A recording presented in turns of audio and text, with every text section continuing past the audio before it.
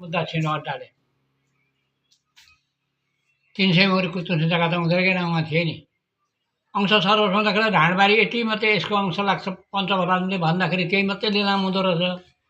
अरू त आमाको जिम्नी हुँदो रहेछ लिलाम, स्वास्नीको जग्गा हुँदो रहेछ, छोराछोरी भाग अंश लाग्दो रहेछ, मेरो बिहे खर्च वर्तमानमा खर्च राख्नु पर्दो रहेछ, अनि मात्रै त्यो थोरै जग्गा लिलाम हुँदो रहेछ। त्यो पनि रैखर जग्गा थोरै लिलाम हुँदो रहेछ, रैखर जग्गा थोरै थियो हाम्रा।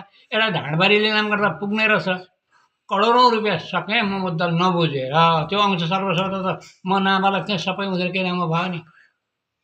त्यो अवस्थामा उनीहरूको परमत तिरे। पछि तिनी मान्छे मेरा भए, फरक्क फिर्किए, म त जितेँ मैले। हुन त जित्नु त पहिले नै मान्छे फिर्किसकेका थिए। ती मान्छेले चाहिँ अब मलाई त देखेनन् नि त, तर काम त मेरो हातमा आयो नि। अनि तिनी मान्छे सप्रिएपछि अनि आपत परेका बेला अर्ती माग्न गएको दाजुका ससुरा बाटौँ, काकाका छोराका ससुरा बाटौँ, बाँसकोटा बाटौँ।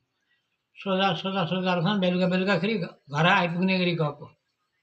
चुवा काट्दै रहेछन् बाहिर। बुढा अहिले म जस्तै भएका छोरा थिएनन्, छोरी मात्रै थिए। बाहिर गएर बसेँ।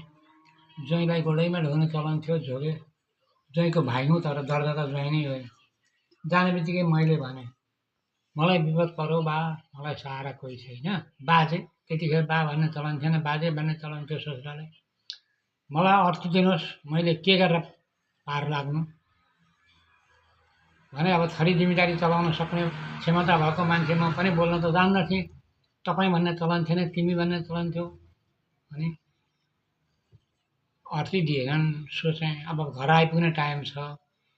सोचेँ त अर्थी जहिले सुकै दिनु हुँदो रहेछ भन्ने सोचेँ। अनि बिहानमा अब बेलुका खानासाना खाएँ गरेँ।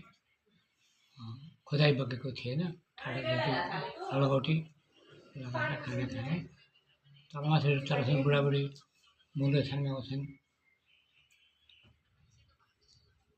लगाएर ती सोल्टीसँग सुतेँ।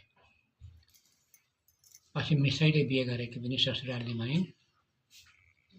बिहान पनि अर्थी दिँदैन नि त हो बुढा। वारीपट्टि भएपछि वारीपट्टि भए तुरुङ हालिहाल्ने थिएँ बुढालाई। अब पारी अर्काको एरिया पर मैले तुरुङ हाल्न भएन। म चाहिँ अब आक्रोश भएँ।